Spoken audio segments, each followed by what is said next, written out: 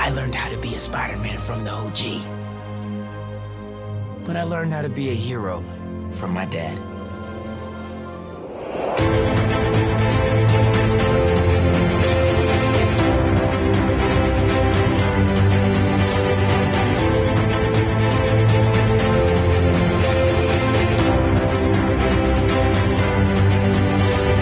Hello and welcome back to A Stark Contrast, where we discuss the differences and similarities from Marvel Comics to their MCU counterparts. And we're your hosts, Geoffrey and Dai. Hello, everybody. Hi, everybody. For the people who only listen to us, this is going to be a little weird because this time around, we're actually video recording this also. Yeah. So I'm looking directly into the camera and I've never felt more awkward in my life. It's like you're on view. Yeah. You're literally in front of the camera. We're also recording the audio simultaneously. So it's kind of like, oh, we have nowhere to hide officially. Yeah, so I feel like like I got to be on, but not really, but also gotta just be aware. Yeah. And I hate being aware. You have to be cognizant of your surroundings and what you're doing and all that good stuff. And for the people who listen to us, but they don't know how our faces look, hello. This is what we look like. That's so weird, right? Holy smokes. This is our professional podcast studio, AKA my living room. So, welcome. And it's very fitting because this corner is very nice. Yeah. We have the, Guardians of the Galaxy stuff. Yeah. There's a lot of cool things. So you wouldn't even know unless I told you. But you have no idea. Yeah, this is really weird. I feel really weird. Jeff has been waffling with like this entire concept for the last hour and a half. I'm literally sweating. You're doing fine. I'm literally sweating. You're so funny. Oh my gosh. So okay, for everybody else, welcome to Mini Marvel number 11, where we talk about the broader Marvel universe and the MCU's hottest topics, sort of. The strike has really kind of pumped the brakes on all that. Because I feel like before we would be able to talk about stuff like promotions, single everything time, and now it's kind of like it's horrible. It's there's trailers have come out that I'm like, oh, that's playing, or like, oh, they're advertising that, and I'm like, yeah. So you don't realize how much the strike affects media, modern media, until like you're going through it and you're like, what do I even consume? Like when you're waiting for your favorite movies, shows. So, and I've noticed that, even for other studios, it's not Marvel or Disney. It's I notice it, and I'm like, oh, wow, yeah. So pardon that part, but I mean, this is great. We're officially doing it on camera, so this is a different change as well. Yeah. But yeah, since we already introduced what we're doing here, which is fun because it's going to be kind of like Patreon first and then to the public, I guess, as we would say, because we do have a YouTube channel, so we're going to throw it up there as well as on our social media. Patrons, what do they change it to? Backers? Backers? I don't. It sounds like they work at a warehouse. I don't know. I'm going to say it right now. To our backers, he doesn't. I mean, we could maybe put it up because we release on Saturdays, right? Yeah. So maybe we release just video only on Saturdays for patrons, and then Monday, it goes to the general public. We could. So if you want to become a patron backer, and see the video recording early, there we go. That is a perk. There you go. And so top of the show, so podcast stuff. New York Comic Con just happened. That was fun. I mean, it's great. It was great. Jeff and I were talking before we started recording, and I was just like, it's exhausting. It's like truly exhausting, and not for any bad reason or any particular reason. It's just that it is exhausting because it's a 4-day convention and you're in the middle of New York. And so you're walking everywhere. Yeah, I feel like New York is like a fast city. Oh, yeah. It's a super fast city. For sure. And so for me, especially because I think I'm the only one aside a couple of artists who are coming from the West Coast. Mm-hmm. So immediately I lose 3 hours. That's gone. Yeah. So it's the worst. And if we have call times, right, for the show. So it opens at 10. Our call time is 8, which means it's 5 for me. So I have to be up an hour before that if I intend to look decent, have food, and then the walking over, which is 10 minutes, but it's still though. It's all So you have this is your 5 to 9 before your 9 to 5. Exactly right, exactly right. But the show itself is always really good. I've done less and less, like since I've actually started working during the show. I've done less of like the sightseeing nonsense of like, let me go to this booth and that booth, and so like unfortunately, for instance, Marvel. Like they usually bring exclusives, like convention exclusives, which is great because sometimes they got some good stuff. This time, it was like a copy and paste from San Diego Comic-Con. So I was like, don't need to go there. Yeah. And a lot of the companies differ between the shows, and so a lot of the ones that I do like are already at San Diego. So I've already seen all that. Yeah. And I'm not a Funko person, so I'm not. And that it's a lottery system for that too. I was like, like you don't know what Funko you'll get? No, you don't know if you even get to the chance to purchase any. Oh wow, are they that crazy? Yes. Damn. Even for San Diego, you have to go into this lottery system to get all the stuff. And so anyway, long story short, a friend of mine got it, and even she was kind of like, she just did it for S&G. She was like, let me just do it to see if I get it, and she got it. Didn't want anything. Oh, she got the opportunity to buy something. She looked at it and she was like, I don't want it. Yeah. And so I think she bought stuff for other people. Sure. But it's the unfortunate downside of some of these shows because a lot of those lines, especially Funko, is just saturated with resellers. Which is ironic because that's why they do lottery in the first place. Yeah. So it's like maybe 1 in every 15 people is an actual authentic person who wants to buy the stuff. Everybody else. And she even told me, she was in line waiting for her time and she got like a Sunday slot.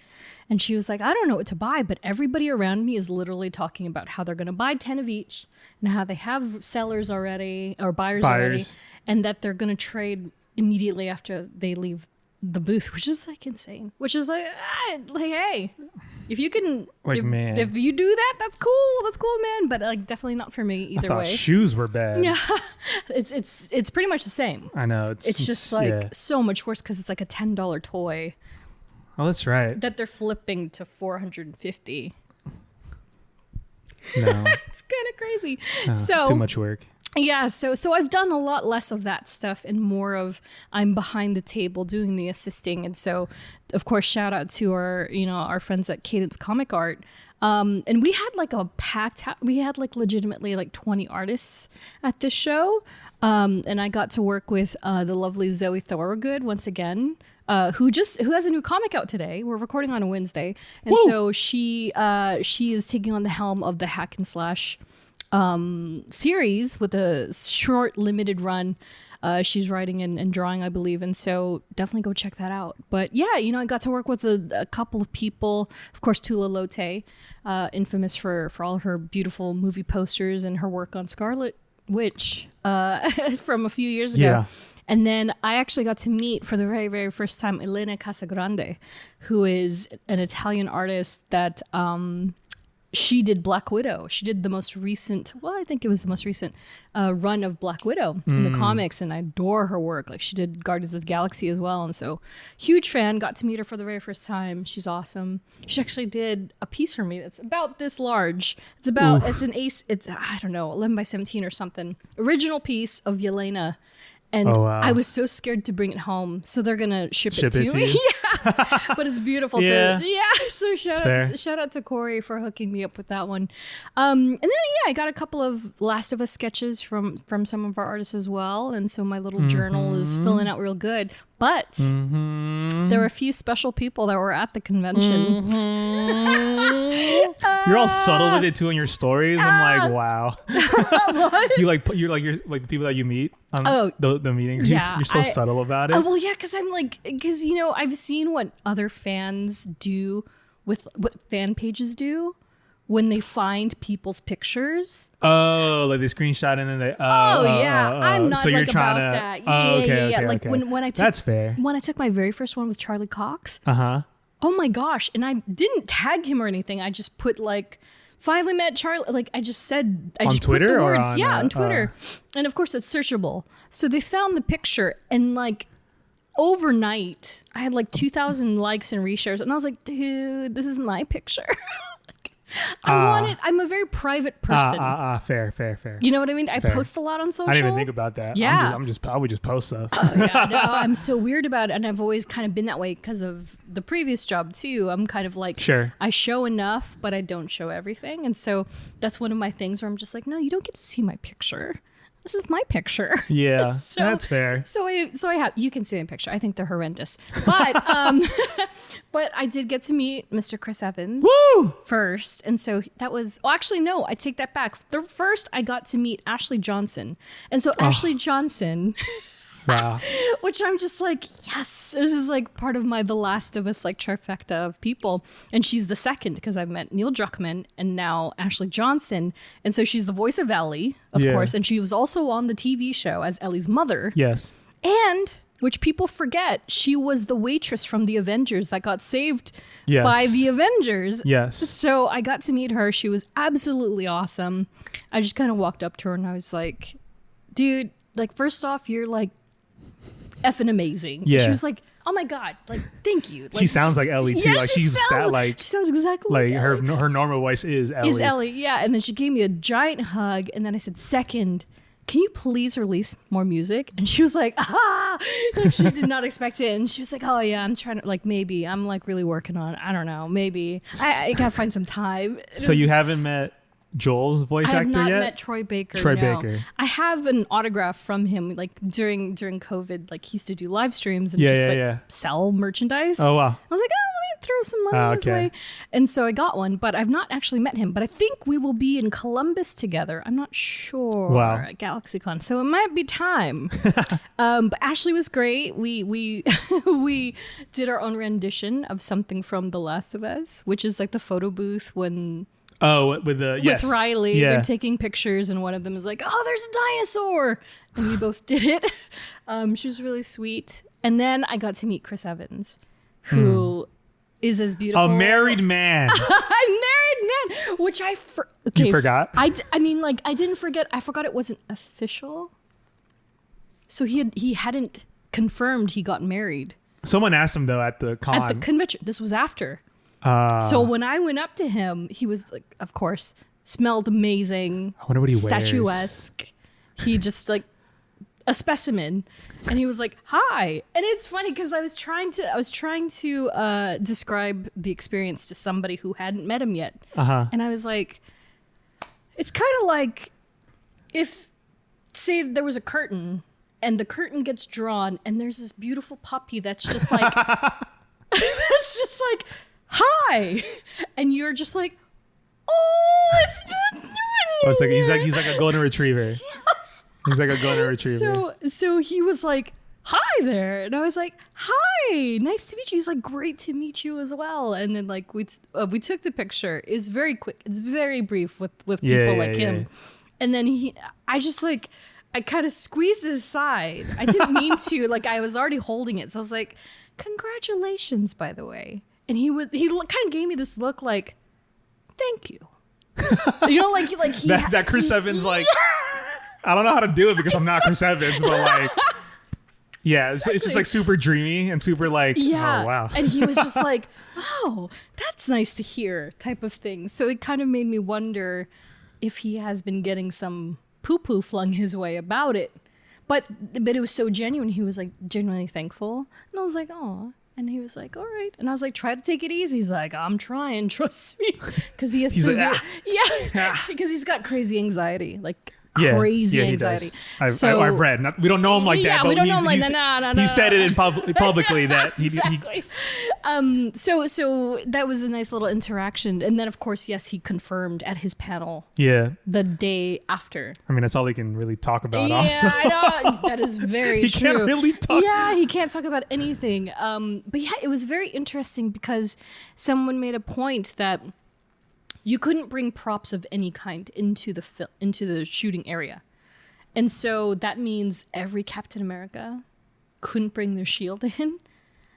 which is kind of sad. And apparently it's because of the strikes, which to me, that was the excuse that was apparently being given. I don't know if that it makes sense for like if Chris Evans brought like a shield. Sure. But a fan who's just cosplaying. And that's the thing. You hit the nail on the head. Hello, Bucky. Is that they come in wearing their costume. They're wearing the costume. It's the entire costume. So for them to just put down the shield is interesting. I was like, oh, okay. So I don't know the legalities of promotion of it was interesting. Work, so yeah, that's funny. So I thought Chris Evans was a wonderful human being. I was not at all surprised that he was delightful. But on Saturday, I met an even more delightful person, which I didn't anticipate because, like, you know, I've met Tom Hiddleston before. Off Broadway. Small flex, but all right. I felt awful, right? My friend was like, surprise, I got us tickets to meet Tom Hiddleston. And I was like, I've met him already. For free. and so I felt really bad, but I felt awful. I was like, you can give it to somebody who hasn't met him yet, like honestly. And she was like, no, it's for you. I was like, okay. So I went and yeah, I've met him before. He was on stage in that play that he was in with Charlie Cox and his now partner, Zoe Ashton. And so that interaction was kind of interesting because like it's just a bunch of fans like clamoring, right? And you're just kind of standing there. So it wasn't as, I know it was interesting, and it was raining, whatever. but at Comic-Con, like I was observing him with everybody else, and this man, quite literally, you'd come up to him. It was very different than Chris Evans. Like there wasn't a curtain in front of a curtain. Like he was just there. And you're in the line, and you're just waiting. Like in a ride. Yeah, it was kind of weird. So you're watching all these. You got to be this tall to take a picture with Tom Hiddleston. Good thing you said that and not ride. Dai. Hey. This is a PG audience. Wow. Yeah, and so it was interesting to watch the interactions. And then so, of course, what he did with every single individual that I could see, including myself, is that when you go up, he welcomes you. He goes, hello, my name is Tom. What is your name? And he like sits, he like waits for you to, and he's like, very nice to meet you. I hope you're having a lovely day. Shall we take this picture? Like every single person. Man. And of course interwoven with whatever their interaction is. Yeah. And I was like, oh my God. He's so pleasant. Yeah. And he had proper. he kind of had a cold. I was kind of like, I was kind of scared for a minute. Should you be here? Yeah, I know. I was like, he's sick. He's getting some snifflies. But he was very, very kind. Same at the signing. He was very nice. No complaints whatsoever. They were all great. Unfortunately, didn't get to meet Palm because the convention overbooked. Don't do that to your fans. It's not nice. Yeah. Just like the airlines, man. Overbooked. That's exactly right. Overbooked and overlooked. So nothing on her, but the other interactions were fantastic. And then there was a surprise appearance. Oh. Speaking of Charlie Cox. So a friend of mine has worked with his agent. And so my friend actually bumped into Charlie on the street in Hell's Kitchen. Wow, that's fitting. I was like, what? And he's like, it's a very Marvel moment. I bumped into Daredevil on Hell's Kitchen. I'm like, shut the up. Yeah. And so anyway, he divulged the information that Charlie was actually going to come to the convention, even though he wasn't a guest. He's not a guest or anything. And his kid wanted to come and cosplay. And so he intended to come on Saturday dressed as Daredevil. This is a show exclusive. He was going to do it, and then he backed out. For whatever reason, he backed out. Came on Sunday instead, dressed as Bluey from the... Yes! I saw. Yeah. So he came as that and went down. He went through the convention dressed as that with his daughter. So his daughter was with him. That's hilarious. Which I think is amazing and adorable because he's just like, yeah, I'm taking my kid. Which is like... Do you know who you are? You're Daredevil. But I do wonder how many people actually even stopped him because I've only seen 2 pictures of him. I've only seen 1 or 2. Yeah, I've seen one with the Elektra, and then one in Artist Alley. And so he went to Alex Maleev's table, who was the primary artist for many, many years of Daredevil. Oh, wow. So they clearly know each other. Like, yeah. But I just thought it was so funny. That's so funny. Like, yeah. So well, I wonder if he did cosplay as Daredevil. Yeah. Doesn't that break? I think that might have been why he didn't do it. SAG rules?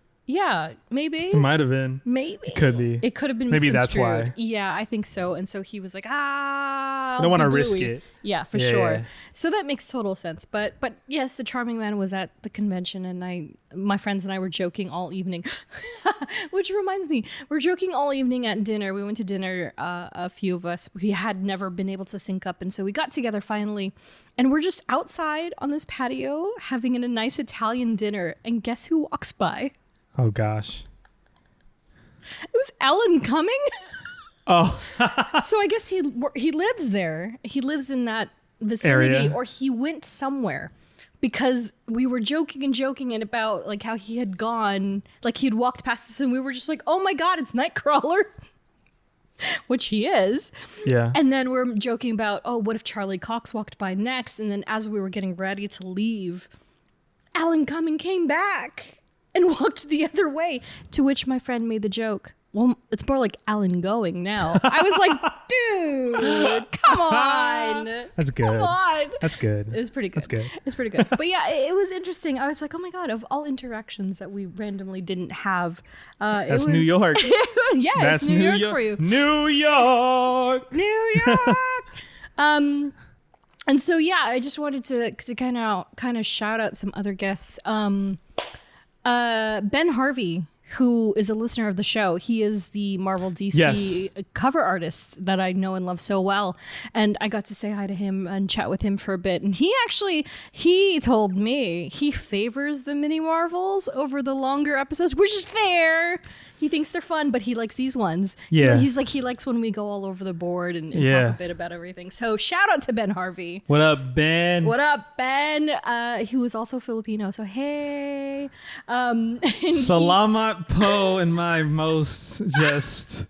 I'm not even going to try because it's going to come out as like Japanese Spanish hybrid. I just got disowned by my whole time. Talented artist. I love him so much. And he reserved one of those Gambit and Rogue prints for me. Nice. So I was able to bring it home and it's in my room. I love it to death. So thank you, Ben, and thank you for listening. Did you by chance see anything else that they may have announced at the convention?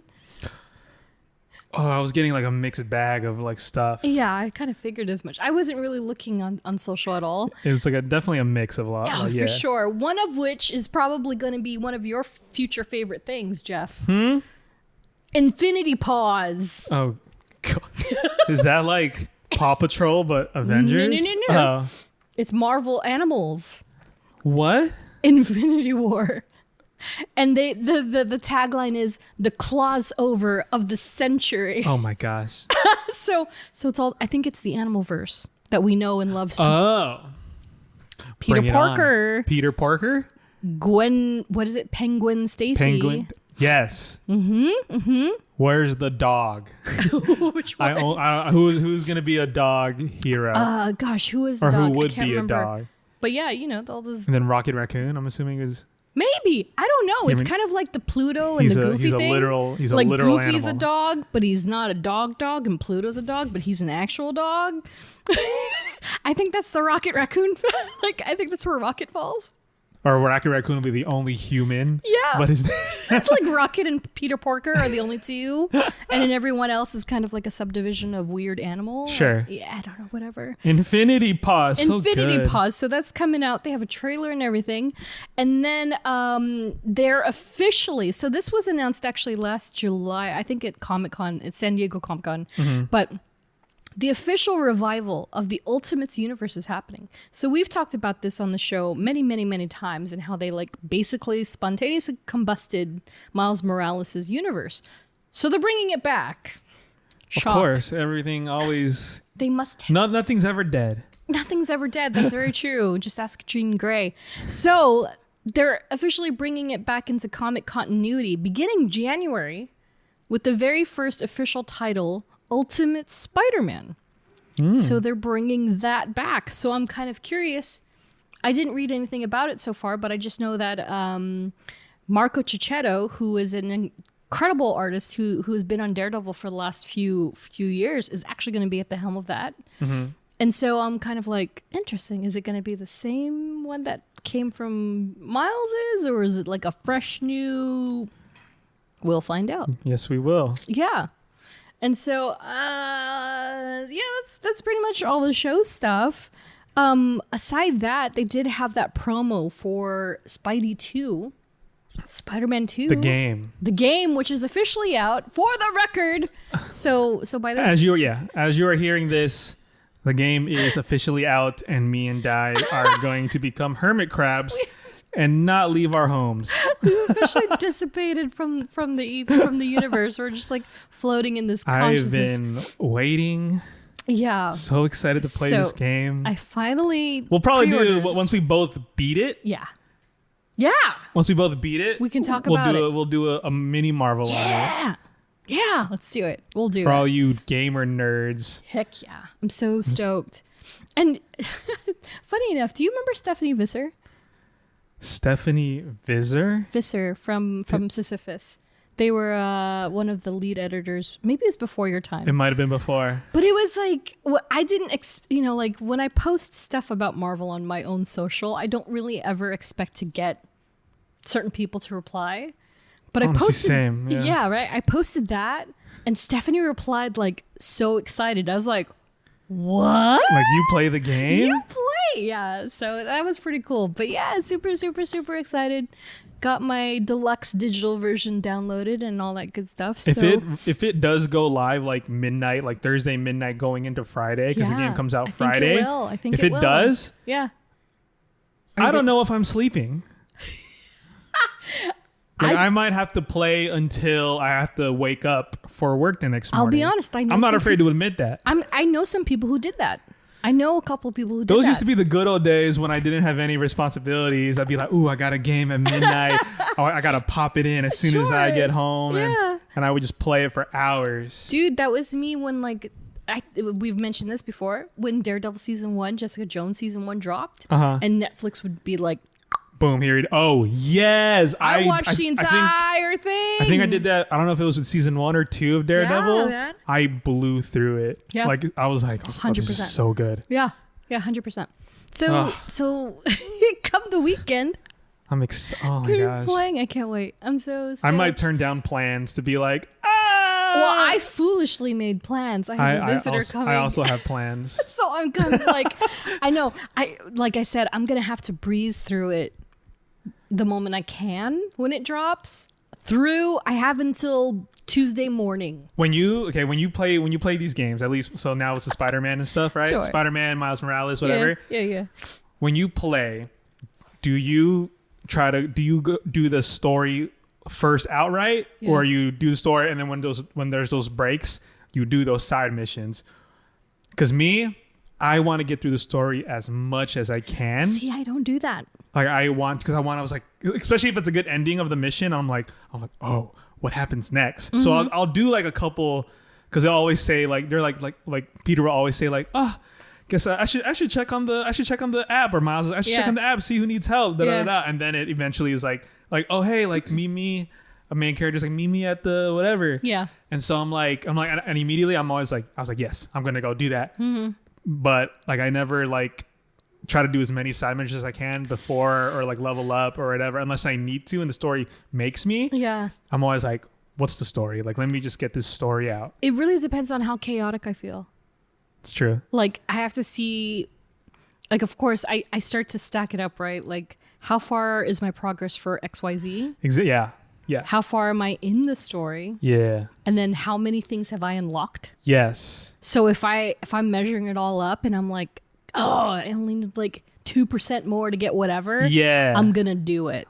And then I spiral down. I spiral down a rabbit hole of like, I'm here. I think it definitely depends on like, so I guess like one of the things that I think is, I don't know if it's like my undiagnosed ADD, or like I'll be swinging to the next story mission, right? Sure. And then the random like red exclamation pops up, like there's a crime going on. I was like, I gotta save these people. Like I'm not gonna let them just get robbed. I gotta do it. And I'm like, oh God, I gotta go out of my way. Yeah, exactly. Or if if there's like an attachment that I need, not attachment, but like a certain like device I need, or I want a certain suit, I'll do the certain missions to get those tokens. The suits are the ones that like really my favorite side quests in the Spider-Man games are when when you do the wave of enemies, like you clear like the construction site, or you clear like a building, and it comes in waves of enemies. Those are my favorite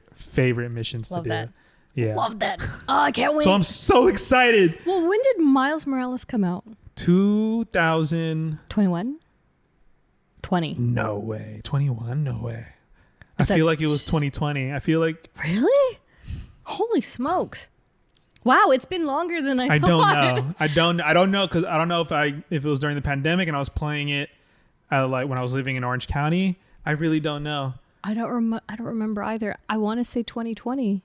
I think it was either 2020 or 2021. I have a computer in front of me. You should definitely look it up. Let's see. But yeah, Miles Morales. When is it? What is November 12, 2020. So it was. It's been that long. So it was after the initial like shutdown of the pandemic. That's so wild. Yeah. So I will say, Billy. Thanks, cats.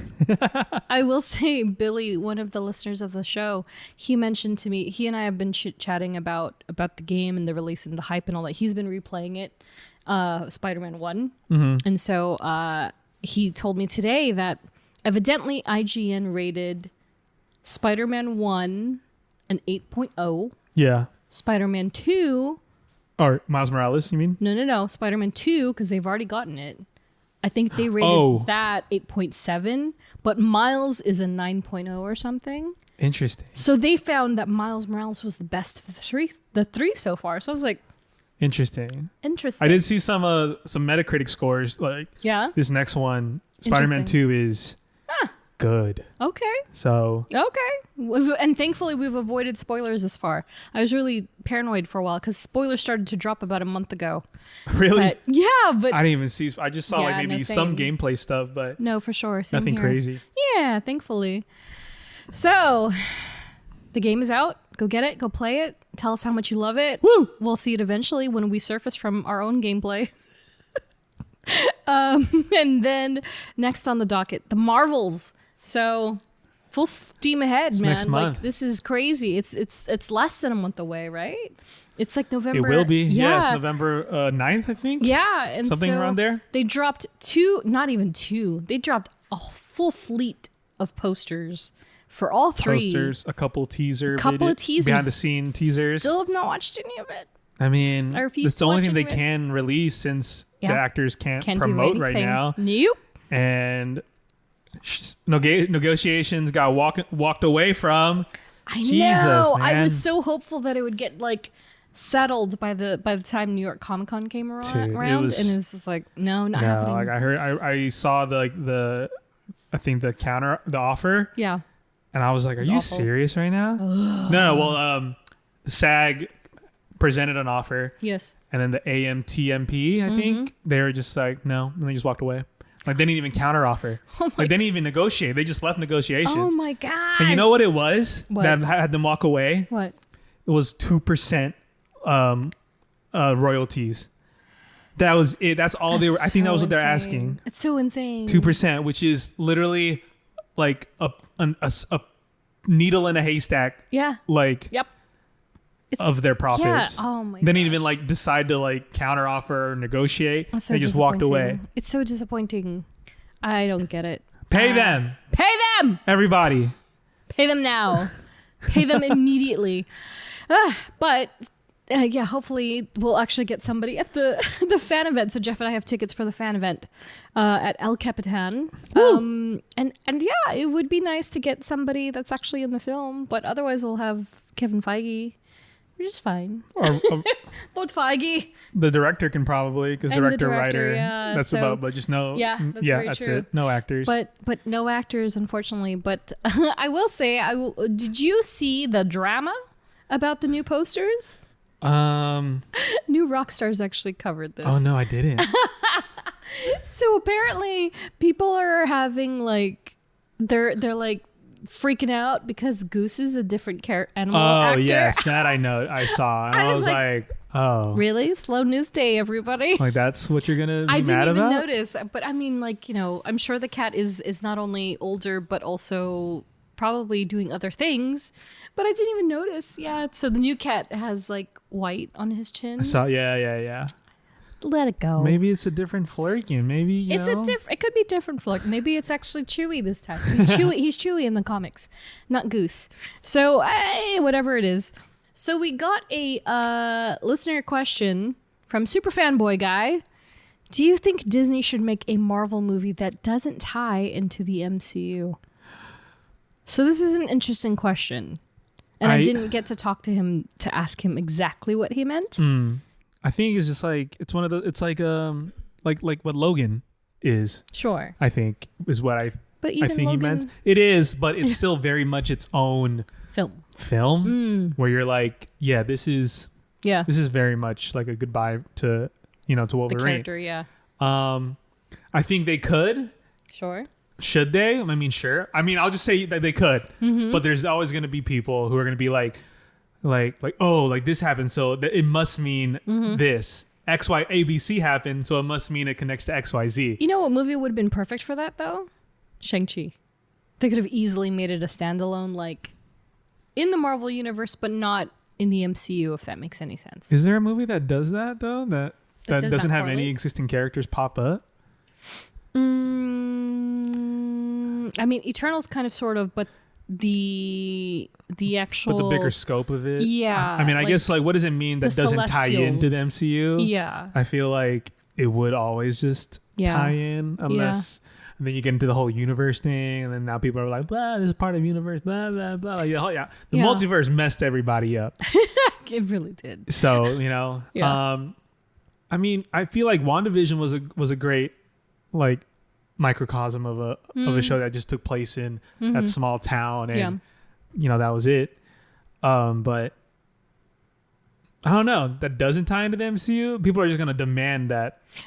That's the thing, right? It's like it's it gone needs this far. to, like, or if it's good, they'll be like, oh, it's so good, it needs to connect. And then if it's a horrible movie or show, people are like, oh, it shouldn't have tied in. It needed to be tied in. I don't know why I sound like Cartman, but yes. It's the same thing as like back in the day, right? Like in the 2000s when they did release X-Men and Fantastic Four, etc. People were just like, wouldn't it be great if they all tied together? And now we have it. And then we have it, and everyone's like, this sucks. I don't want to watch it all. Yeah. I mean, same thing with X-Men Origins. Yeah. Well, it's like, I think Origins was to also be its like own thing too, right? Wolverine. Yeah. Well, because like Gambit and Deadpool and all of them were supposed to like spawn out. Yeah. And thankfully one did. Yeah. And then you have like Deadpool coming in, especially in Deadpool, was it 1? Yeah. Or 2, Deadpool 2? Yeah. 2? Where he's like, don't worry about me, just cleaning up the timeline. Love you. I love him. He's so good. And then now he's doing that same thing in Deadpool 3, which is going to tie into the MCU. Yes. So to answer the question, should probably yes. Yeah. But I also don't think it's very hard to stray from the given path already. I know. How much are you thinking of Loki as we talk about all these branches now, which we'll talk about shortly. But I don't know. I agree with Jeff. So once again, we mentioned this in our previous episode, all about Kang the Conqueror, but Werewolf by Night is officially in color, officially streaming on Disney Plus as of October 20th. And so it's officially been a year since the initial release. That's right, yeah. Yeah, and oh man, Michael Giacchino, of course, the director, who's a well-known composer as well, they're doing a live to orchestra event in Washington, D.C. Washington, D.C. I believe it's in D.C. or Washington. I don't remember which Washington. But they're doing... I got really excited because last year I had tickets to the premiere... Remember? Oh, yeah, in the cemetery. It was in the cemetery. Yes. And I couldn't go because I was at Comic-Con. That's right. And you were busy, so I couldn't even give the tickets to you. And so I got really excited, like, oh, they're doing a live to orchestra, which is fantastic. And then I was like, oh, it's in Washington. Never mind. Rip. Yeah, rip. So, but anyway, catch the color version. I'm really excited for that. And also, speaking of live to orchestra, the Into the Spider-Verse tour is officially coming this way. So I believe it's the week before the Marvels drops. So if you're in LA or you're somewhere on this coast, you got tickets, right? I have tickets. Yeah, and that's right. You're busy. I'm busy. That's why I was like, wait, why am I not? I can't go. I know. I looked at my calendar. I was like, oh, cool. All right, Marvels. And I was like, what is this Spider-Verse thing on my calendar? And I was like, oh, shit. Where is it at? Pantages? Pantages, yeah. And it's near my work. It's right near your work. But I'm sneaking in. Yeah, just come over. So that's gonna be on stage, I guess is a better way to say it. So I'm really excited for that. And then that brings us to Loki. Woo! Episodes 1 and 2. So 3 has officially dropped. We are recording before Thursday, therefore we will not be able to watch it and talk about it. But episodes 1 and 2 are out. And before we get into it, listener comment from Robin Run Girl. The first episode was funnier than I expected. Owen Wilson's reaction and comments about the whole skin thing had me rolling. Also love Ke-Huy Kwan. Ke-Huy Kwan. Is it who? I think Ke-Huy Kwan. Ke-Huy Kwan. Ke-Huy Kwan. I love him. I'm sorry. Loki season 2 is perfection, which I agree with. Ki is like... Oh my god! His character was like, set up perfectly, like you understand him, you know who he is. Yeah. His purpose. Oh, he's wonderful. And he killed it. He's absolutely super wonderful. concise. Yeah, super duper awesome. So, very quickly, let's just kind of run through like what happens in these first 2 episodes. So we get a reintroduction to Loki himself, and so the whole thing from season 1, where we talked about in our King episode, is that he got sent back to an alternate timeline. I think it was it was the past. It was the past. Now we realize it's the past. It's not even alternate, which is kind of crazy because that was the tailspin. It was kind of like, why is he alternate? Universe? Yeah, no. And then it turns out he's actually in the past of all places. And then, so him like trying to get back, and like the fact that they didn't remember him and they didn't even know who he was. Like, it's just... the way that they play into Loki's heartbreak is like the worst thing because Tom Hiddleston's so good. So good, man. That first episode really drew me in. Yeah, for sure. I was like, whoa, man. Yeah. They're really setting up Kang. Yeah. Who we talked about in our last episode. Yeah. They're really setting, I mean, we never even saw him in the first episode, but the way they set up his like gargantuanness. Yeah, it's wild. And like his presence, I was like, okay, what is this man doing? Really great. And also the back and forth with like, and it wasn't even confusing. Like the way that he was just affected by the timeline and how they concisely figured out the issue and got rid of it in the first episode. They're like, we're good. All right. And they kind of explained what happens, right? So I'm kind of wondering, are we going to revisit that issue later on in the series with somebody else? Like, is somebody else going to have that problem? But it was nice for them to kind of neatly tie it up. And so that I was almost like, this is going to be the first 2 episodes. Here we go. But no, it's great. First 2, introduce Ouroboros, who I absolutely adore already. He's so good. He's good. He's just so good. I love him. He was my favorite part of Everything Anywhere All at Once, whatever. Yes. He's like the best. And so I'm glad to see him. And I was saying to a friend, I was like, the best part about OB, even if this OB doesn't continue to exist, it's multiverse. So he can come back as some other version of himself down the line if they choose to discontinue this version of the character. He can come back in another way, which I'm like, hopefully, because they need to keep Kay. He's like amazing. So good. Yeah. And then like before we get through the rest of it, listener question from Andrew Frank 17. Who do we think prunes Loki at the end of episode 1? I mean, that's the big... Which, of course, he does get pruned the moment he finds Sylvie in the future.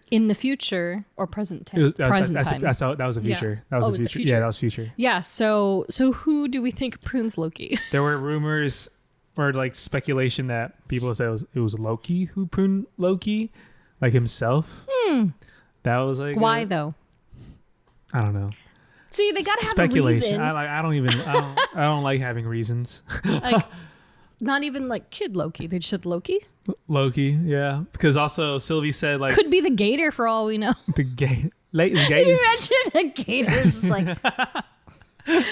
Because Sylvie did say like, there you are. Like yeah. Like I was like, oh, like, and it's like, who was she talking to? Was she talking to present day Loki, or was she talking to that person who pruned Loki? So there was like that.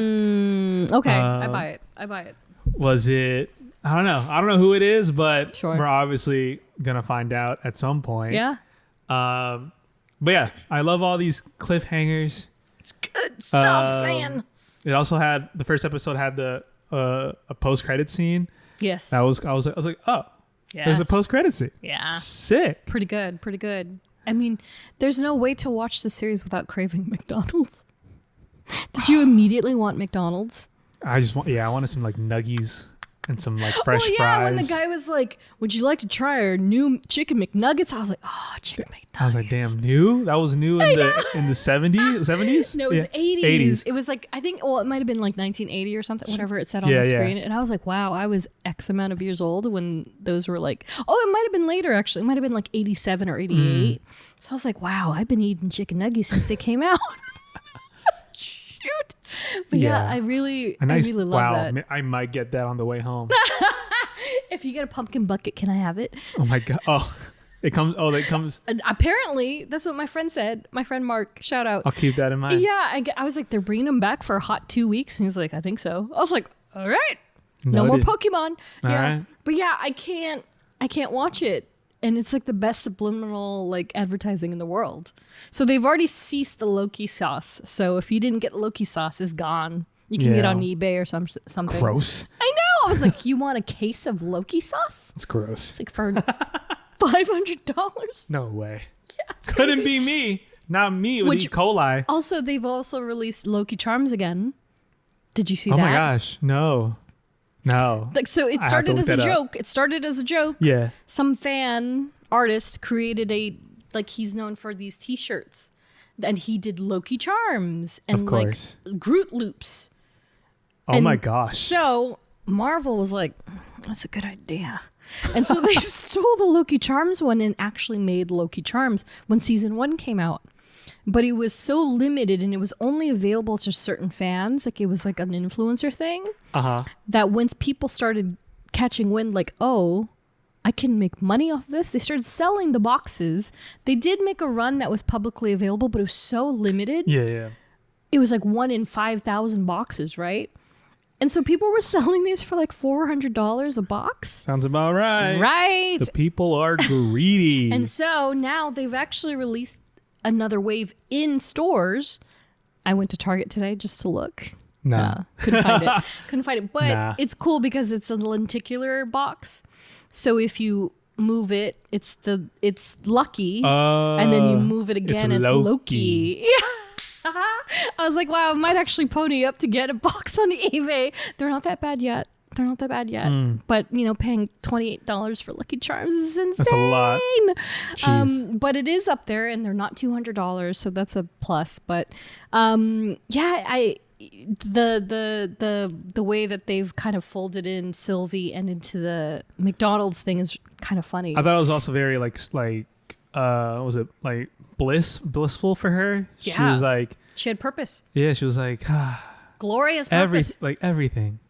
And she just wanted to live a normal life that she dreamed of, but she doesn't know the consequences that she brought upon the whole universe. It's so Loki.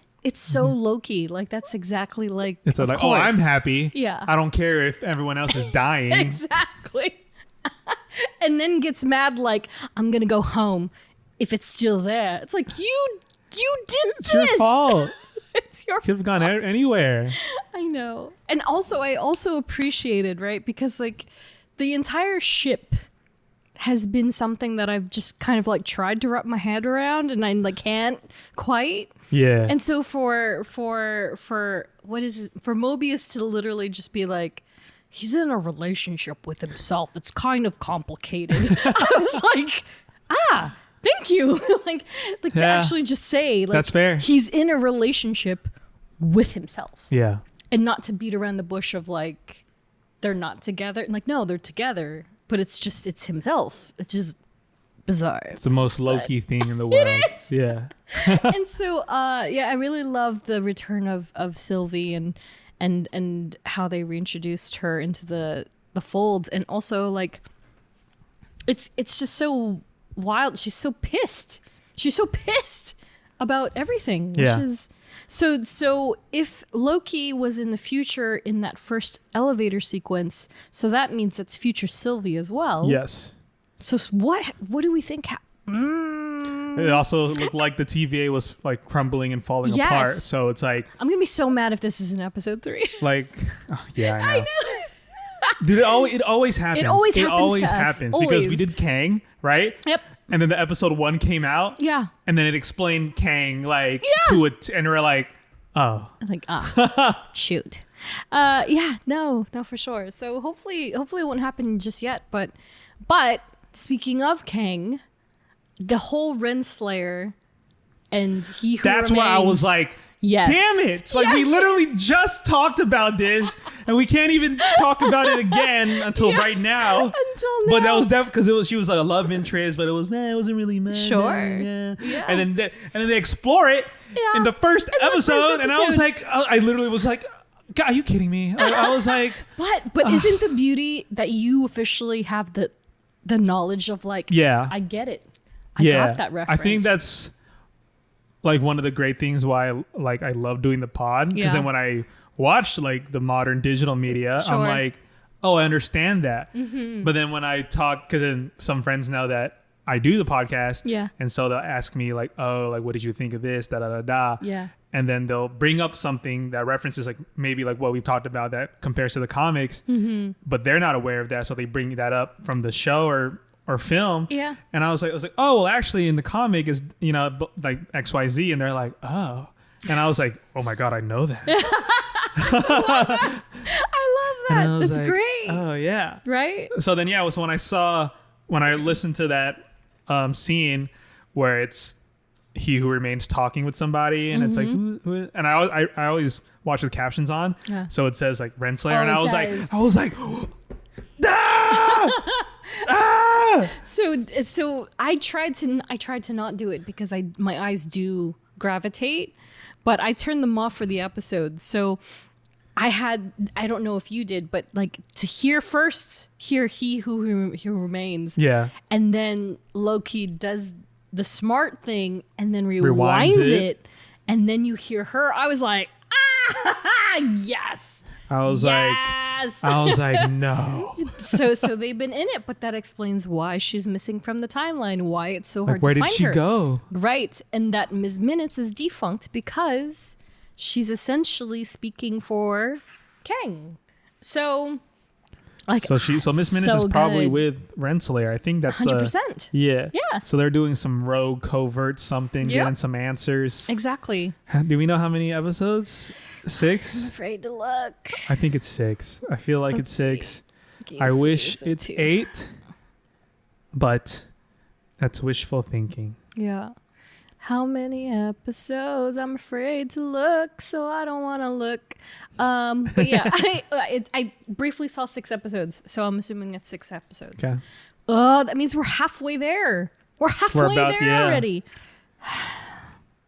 But it's okay. Episode 4 is usually those are the they're already popping off, man. Those are the peak episodes. True.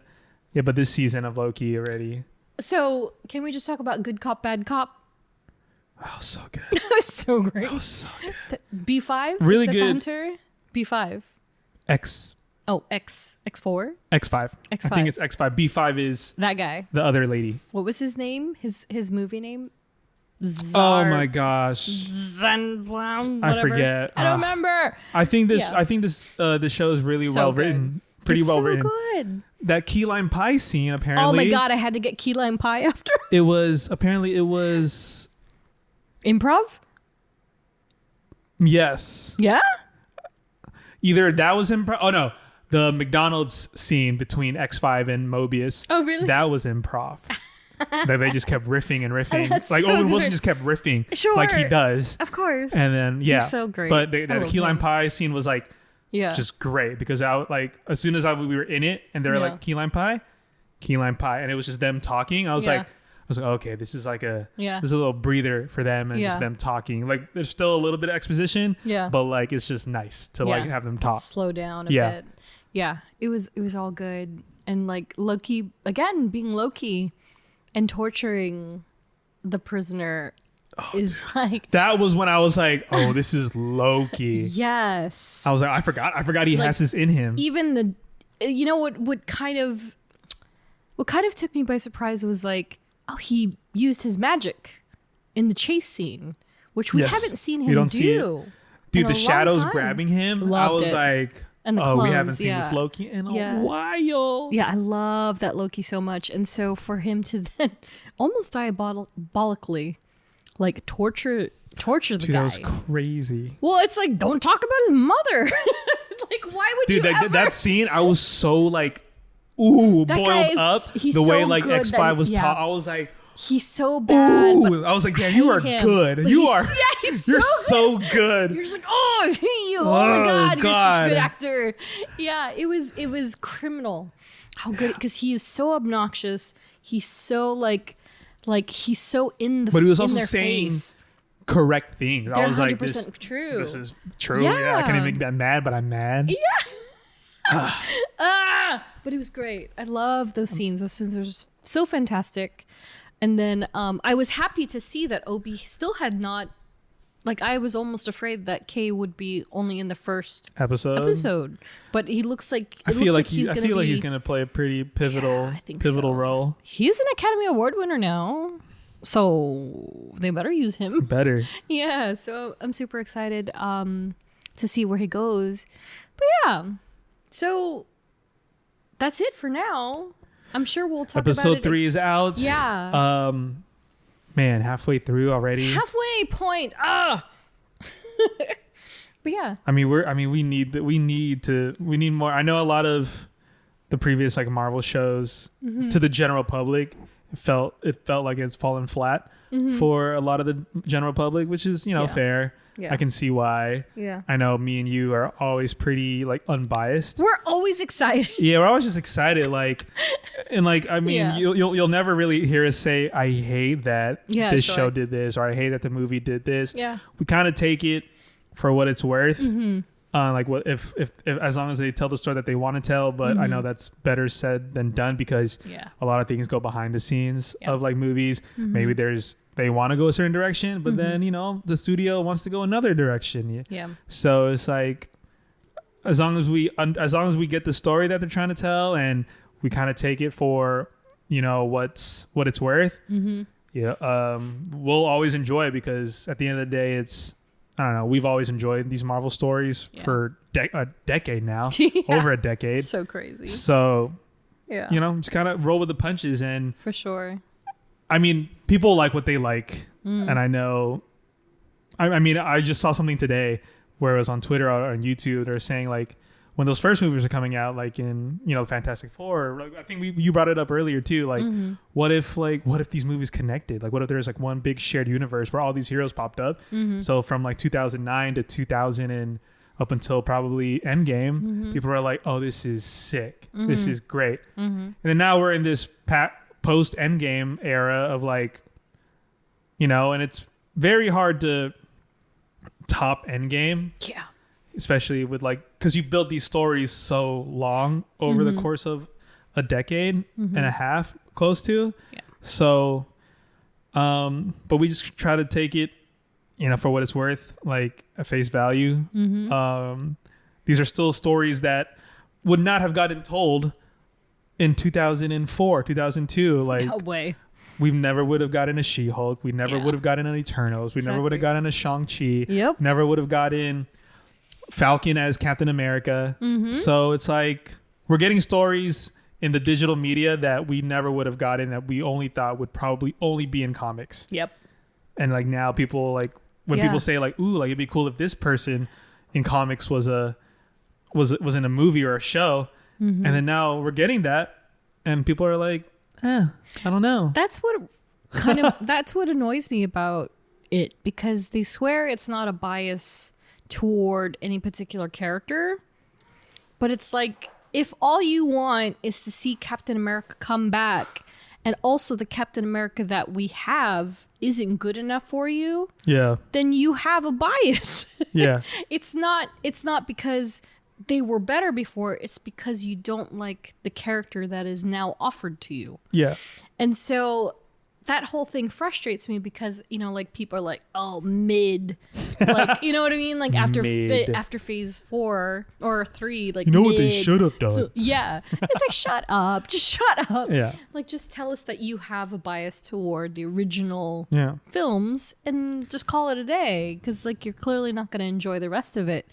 But I mean, like when they drop something like Loki, I find it difficult to believe people who are like, it's not that good. I'm like, are we watching the same thing? Because this is pretty solid. Because it's Tom Hiddleston. Like, he's an amazing Loki. He's fantastic. He's a fantastic actor. And the script is great. Owen Wilson is great. Everybody in the show is great. Yes. Like, you're gonna sit there and tell me that Ke-Huy Quan is not great? Amazing. So I'm excited for the rest of Loki. So crazy. So, and then in the midst of Loki, I think towards the end of this season 2 of Loki, we're gonna get the Marvels. Yep. And then that's it. I think that's it for the rest of the year for Marvel. Yep. Because X-Men doesn't come out until, and it's not even gonna it's not gonna correlate. It doesn't. That's animation, so it's completely. So it won't be till next spring, I think. Pay your actors. So they can promote the crap out of their film. And I need Thunderbolts to get into production already.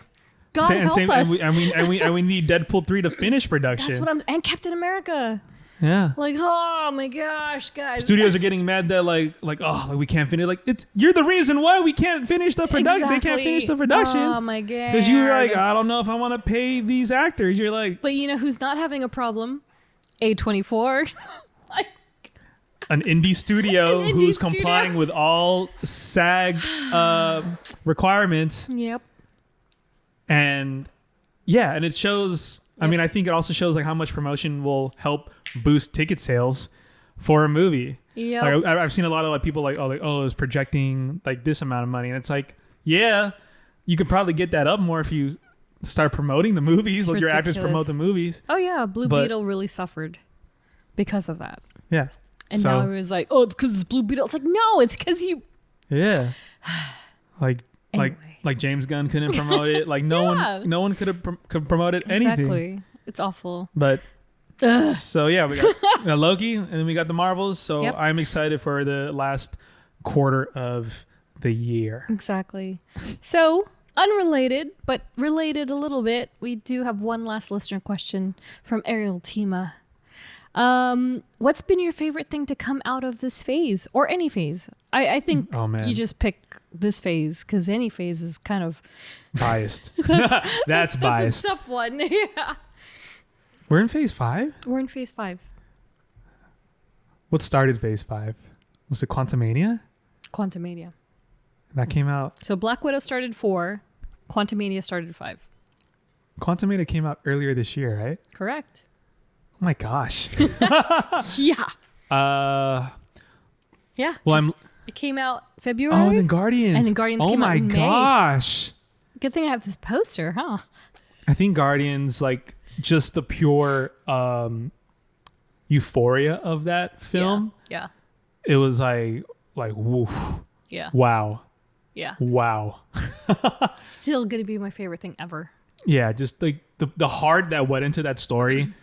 And with the characters and knowing that it's the final goodbye for a lot of those Guardians, it really like kind of like just hit home of like, wow, this is like another like ending to a trilogy. Like saying when we say goodbye to Iron Man, we say goodbye to Captain America, Nat, and all that. So saying goodbye to that version of the Guardians was very like bittersweet, and it ended on an amazing note, I think. Yeah. So I think that James Gunn was able to really kind of deliver an endgame impactfulness, if that's even a word, to a film without needing the bombastic like ensemble. Yeah. He was able to do it with an extended version of the group he's already created in his own films. And it didn't need, like, we didn't need the preface of the High Evolutionary in another film. Yeah. It was all self-contained. Yeah, we felt his presence right away. 100%. And the only real reference to the other films was Gamora, and also like the whole weird alternate universe thing. That's it. And they took care of it in an elevator scene. Yeah. You know, so it's kind of like for him to really tie it up the way he did, as magnificently and as heartfelt and as emotional and as substantial as he was able to do, like, that's going to be so tough to top for me, even in any phase for that matter. Like, definitely out of this phase, but any phase, like, that's, I mean, obviously Infinity War and Endgame is like next level, but I mean, that's, I defy any trilogy to really hit like that. I mean, I think I said it also earlier when we talked about the movie. Like, I think the Guardians trilogy might top the Captain America trilogy for me, because I love the Captain America trilogy a lot. Yeah. So, Yeah. So hope that answers your question. Hope it's a surprise. That's more of what I'm concerned about. It's probably not too surprising, but yeah, that's gonna, I still haven't really watched it. I haven't watched it again. Yeah. Because it's so hard. I watched like the behind the scenes. Yeah. I watched the assembled, but I have not watched the actual film since it was in theaters. So tough. I have like 4 copies of it. It's fine. So with that, that's the end of the show. Next up, with the arrival of fall and spooky season all around, as we've mentioned before, please join us for a character study on either Jack Russell or Elsa Bloodstone. So we've kind of left it up to Patreon first. We'll see how it's going, and then social media is also going to get a poll. So let us know. Yeah, try to pick between the two. I'm pretty sure like it's probably going to sway toward Jack Russell just because it is Werewolf by Night, and we should probably lead with him. But Elsa Bloodstone's She's also bloody really good. cool. Yeah. She's so cool. I love that character in the comics. So stick around for that in the next 2 weeks, and thanks for listening, especially to our We Are Groot salute. You get to see it on camera if you're watching the video version. So weird. So We Are Groot salute to Joe, Liz, Claire, Edgar, Eve, Nats, Katie, Robin, Laura, Tyler, Chris, Sherry, Jenny, Ashley, Ariel, Melanie, Ed, Andrea, and Andrew. Woo! Follow us on social, STRKCNTRST. And if you like what you hear, review, rate, and subscribe. Woo! And to the people who watched the pod, we hope you enjoyed this version of us. Yeah, this is our first time doing it. Crazy. Let us know if this is something that you would like to consistently see. Yeah, so that we can up our production. Multi-camera, baby. Yeah, because we just have this one because we wanted to gauge if you guys would even actually like watch, or if you just want to stick to listening. So let us know. Let us know what you think we can improve. I am my own worst critic, so anything you say will probably not affect me as much because I literally hate myself. So way to close out the show, Jeff. But let us know if you enjoyed this. Thanks for listening and watching. We will catch you in the next one. See you later. Bye. Wow, great to see you again. Good to see you too. Yeah, Loki, I want to introduce you to... I'm Ouroboros. Nice to meet you, Loki. Ouroboros. Ouroboros. But he calls me OB. Yeah, I call him OB. That's like a nickname I have. Yeah. Wow.